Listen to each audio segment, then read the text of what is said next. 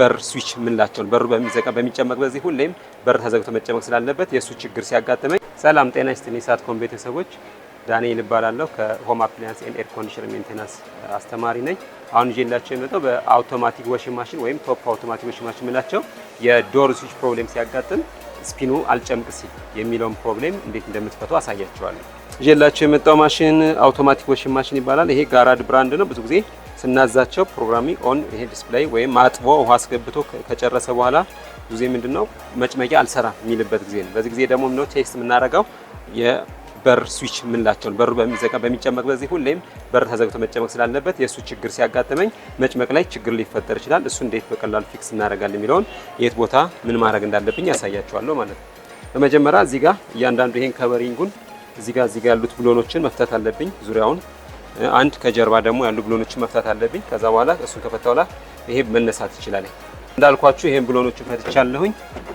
ስለዚህ አስተቅቂያለሁ። ይሄን ምን አደርጋለሁ ዶር ስዊች የምትባለዋን ሌላ ደግሞ እንዲህ ስታደርጉ ይሄኛው ውሃ መግቢያችን ሳይድ ነው።